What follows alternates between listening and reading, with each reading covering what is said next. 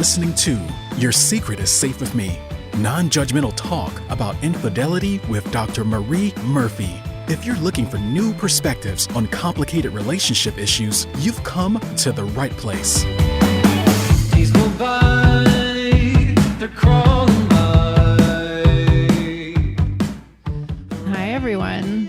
I'm Dr. Marie Murphy. I'm a relationship coach, and I specialize in helping people who are engaging in some form of infidelity to deal with their feelings, clarify what they want, and make decisions about what they're going to do. No shame, no blame, no judgments. I offer you a safe place to share your secrets and talk about all the things you're conflicted about or aren't proud of or can't even believe you're doing. I have deep respect for the complexity of the human experience. So whatever you've got going on, you can talk to me about it. Sometimes being able to be completely honest with another human being about what's going on in your life is incredibly healing in and of itself. And so part of what I do is give you a safe place to tell the uncensored version of your story. And the other part of what I do is help you figure out what you want to do about your situation. So if you're interested in working with me, you can schedule an introductory coaching session with me through my website, mariemurphyphd.com. All right. This is the second episode in a series of episodes dedicated to matters related to infidelity and the holidays.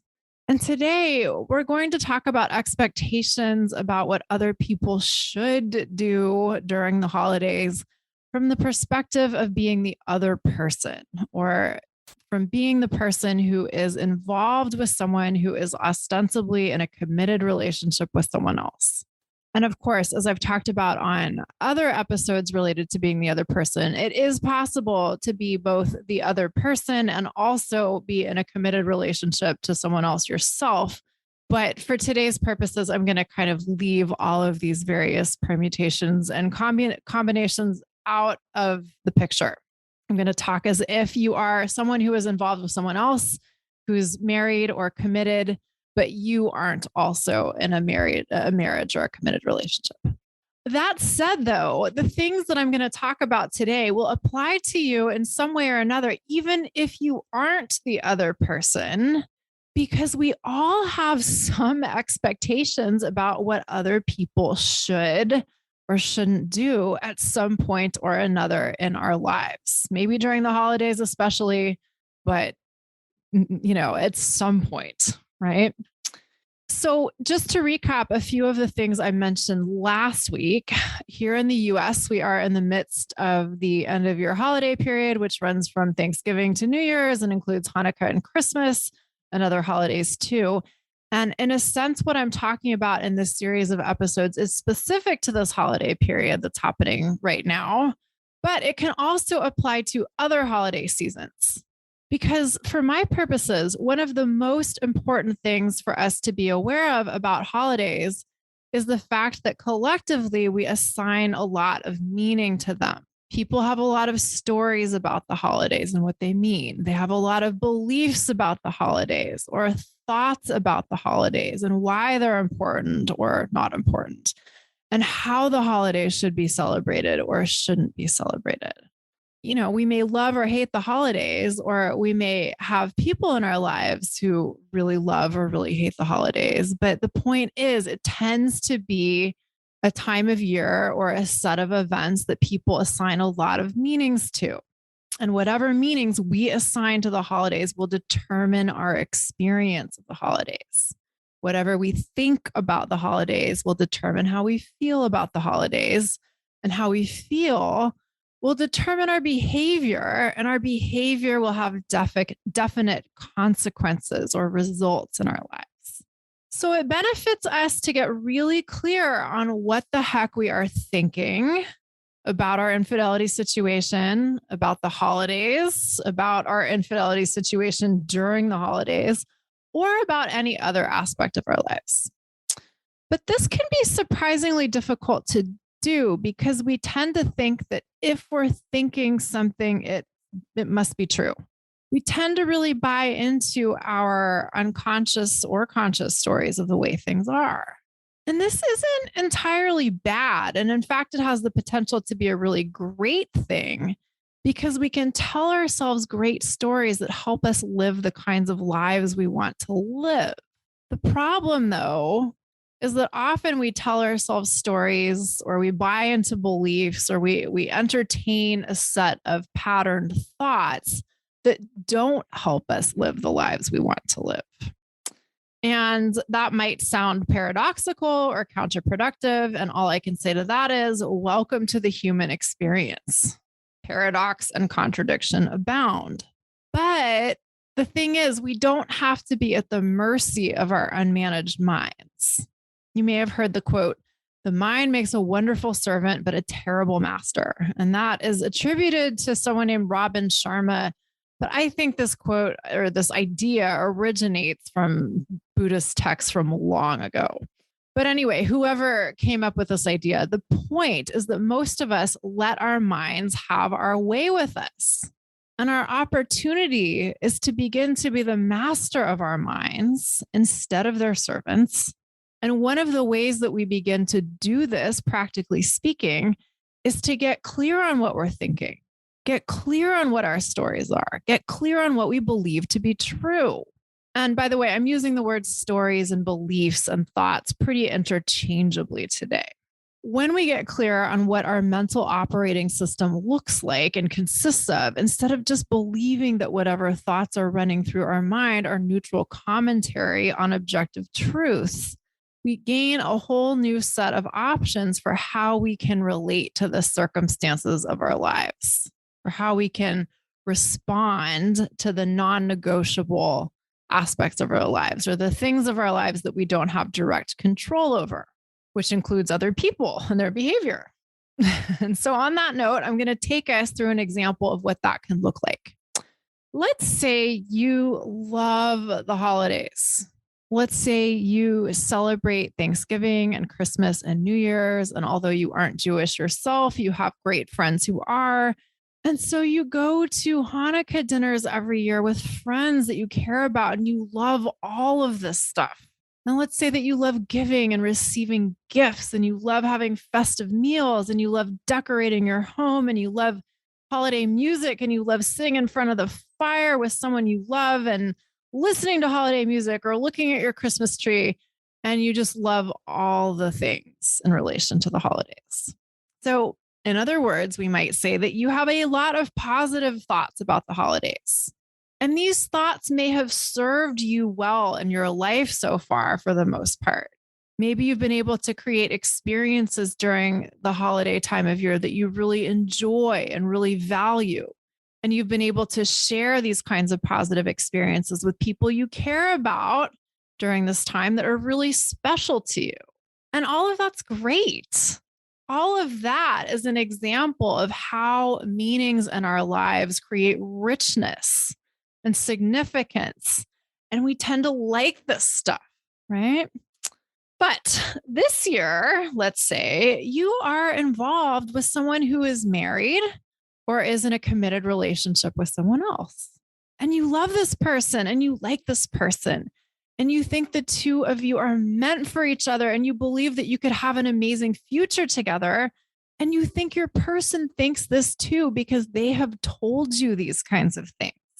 But there's just that one little pesky problem of them technically being married to someone else, but they've told you that they plan to leave that relationship and you believe them. So here we are in the holidays and you're thinking that you should be able to spend time with your person during the holidays. You think that your person should be able to spend time with you during the holidays rather than with their spouse and their family, since they're planning on leaving that relationship anyway. And since they love you and since they know how much the holidays matter to you, they've already been lying to their spouse. They've already been sneaking around to spend time with you. So you don't understand why they can't just keep doing that during the holidays. It doesn't seem like that much of a difference to you. And besides, you've told your person how much you love the holidays and how special this time of year is for you and how important it is to you to spend time with them during this time that you love so much. Now, here's the thing. It is all fine and good to have these strong feelings about the holidays. It is also fine and good to want to have a partner who will spend the holidays with you and who will get excited about putting up decorations and who will buy you presents and who will want to snuggle in front of the fireplace or, make love under the Christmas tree. Hopefully there aren't too many needles on the ground or whatever it is you really want to do with your special someone. But here's the thing. What happens if you meet someone who says they want to do all this stuff with you, but also says they can't because right now they still have a spouse and they still have a family they have to go home to for the holidays? Then what? Where does that leave you? Well, I'll tell you where this leaves a lot of people. This leaves a lot of people feeling very unhappy about the situation. They may feel really sad or hurt or disappointed or angry or confused. And by the way, these are all totally legitimate responses. If you love the holidays and you love your person and you want to spend the holidays with your person and that isn't happening, it's fine to feel sad or hurt or disappointed or angry or rejected or scared or whatever it is you feel. But instead of allowing themselves to feel those feelings, people often tell themselves elaborate stories to distance themselves from feeling those feelings. And what that may look like is trying to figure out why your person is doing what they're doing or not doing what you think they should be doing, or attempting to analyze what their actions mean or signify or portend. So if you're involved with someone who's married and they've said they're going to leave their spouse because they want to be in a relationship with you, but they haven't done this yet, and moreover, they're planning to spend holiday time with their spouse and their family, you may be desperate to understand why this is happening. And you may be ruminating on this all the time, and you may have come up with all kinds of answers like, well, my person is spending time with their spouse because their spouse is really controlling and their spouse expects them to be around during the holidays. Or, well, my person is spending time with their family over the holidays because they really want to give their kids one last family Christmas before they get a divorce. Or maybe my person is spending time with their family over the holidays because they're really scared of what their extended family will think of them if they don't participate in all of the usual holiday stuff. Or maybe you get really invested in trying to understand what your person's actions mean or signify or indicate. So maybe you think your person's actions of spending time with their family during the holidays are a surefire clue or indication that they aren't going to leave their spouse after all. Or maybe you decide your person's actions mean that they don't really love you. Or maybe you believe your person's actions mean that they don't understand how important it is to you to be with them during the holidays. And therefore, they don't really understand you at all. And therefore, they might not be a very good long-term prospect for you after all. Now, here's the crazy thing about all of this. All of this analysis and speculation and interpretation may seem really helpful to us. When we think these kinds of things, we may think we are figuring things out or getting to the bottom of things or identifying the truth of the matters at hand. And we may think that we need to do all of that. After all, this is what many of us have spent our lives doing. We may have spent our lives believing that if we think about things in the right way or examine things from the right angle or analyze things correctly, we'll get to some magical answer that will give us something that we really want. But the crazy thing is that when we're attempting to analyze and interpret and decode our situations, what we're really doing is adding layers of meaning to our lives. We aren't simplifying our situations or understanding them more effectively. We're creating stories about what's going on. And yes, our stories may have some basis in fact, but often there's not a whole lot of fact in them. It's a whole lot of optional thoughts. When we get into into all of these optional thoughts, when we get into speculation and interpretation and analysis, we're usually doing something very different from clearly identifying the objective and verifiable facts of our situation. We're basically creating mental clutter here, or in other words, we're generating a bunch of thoughts that are optional and may not be very helpful to us at all. Because here's the deal. We may never know why people are doing what they're doing or aren't doing what they aren't doing.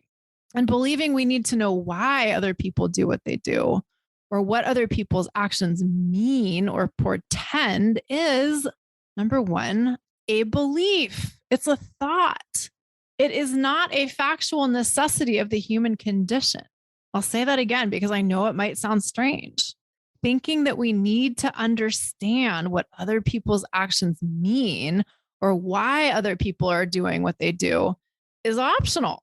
These are optional thoughts about what we need. We need food, water, and shelter. We don't need to understand what other people are thinking. Moreover, thinking these kinds of thoughts probably will not serve us very well because sometimes we just don't get the information we desire. Sometimes we can't get the information we desire. Sometimes we want to know what other people are thinking when they themselves don't even know what they're thinking. So when we're on a quest for this kind of stuff, we're often on a quest for things that are unattainable. So with that in mind, here's a question for you to consider. What if you could drop the belief that you need to know why other people do what they do or what other people's actions signify about what might happen in the future? Now, again, I know you may think that it is simply true that you need to know these things, but what if it isn't? I understand that you may very badly want to know, but what if you don't need to know? What if you already have all of the information that you need? And moreover, what if the belief that you need to figure out whatever your person's behavior means is actually causing you suffering rather than bringing you any kind of satisfaction or relief? Now, here's what I mean when I say, what if you already have all of the information you need? What if your person isn't spending time? Let me start that one over. What if your person not spending the time that you want them to spend with you during the holidays is a fact? And that's all you need to know in terms of facts. They're not spending the time that you want them to spend with you. The end. Now, what if you get to decide what you want to do about this without knowing why they aren't doing what you want them to do? Maybe you really want a partner with whom you can spend the holidays. And maybe you also really love the person you're involved with and really want to have a fully committed relationship with them. And maybe you think those two desires should be compatible. And maybe you have all kinds of seemingly great reasons for believing that these desires should be compatible. It may be logical to believe that since your person has expressed their undying love for you, that they should leave their spouse and pursue a relationship with you. And moreover, that they should do it quickly and they should spend Christmas with you while they're at it. But here's the thing. If they aren't doing those things, all of the shoulds in the world don't really help us. Your belief that they should leave their spouse, if, for example, they told you they were going to do that, is only going to do one thing for you if they don't leave their spouse or they have not yet left their spouse. That belief is going to create suffering for you. If you've been listening to this podcast for a while, you may have heard me say this many times before, so say it with me if you like. Are you ready? Do you know what I'm going to say? Here we go. Should feels like shit. All together now. Let's say it together. Should feels like shit. I don't know who said that first. I don't know who to credit that nugget of wisdom to, but look inward and see if it's true for you. When you think someone else should do something or shouldn't do something, or when you think you should or shouldn't do something, I'm going to bet you that it doesn't feel great. But here's the thing. Believing that things should be a certain way, or believing that we should do particular things, or believing that other people should do particular things, so that it creates this sense of certainty for us. It creates this sense of certainty that things should be a certain way, and that's just all there is to it. And we usually like certainty, even when it involves adhering to beliefs that cause us to suffer. One of the practical applications of this is that during the holidays, many of us would rather be sure about what another person's behavior means, or be sure that we know what other people should or shouldn't do, than be open to the possibility that we really don't know for sure what another person's behavior means. And that ultimately people are going to do whatever they're going to do, regardless of what we think they should or shouldn't do. But another practical application of this is that we always get to decide what we want to do given the facts we have to work with, period. So, to continue with the example I've been using, if you love the holidays and you love your person and you really want your person to leave their spouse and choose to be with you, but they haven't done that yet, you get to decide whether you want to continue to wait and see what they're going to do or not. The ultimate questions you need to answer are, what do you want? And are the current circumstances of your relationship with your person in line with what you want or not? And the answers to these questions don't need to have anything to do with what you think people should or shouldn't do. And they don't need to have anything to do with why your person is doing whatever they are or aren't doing.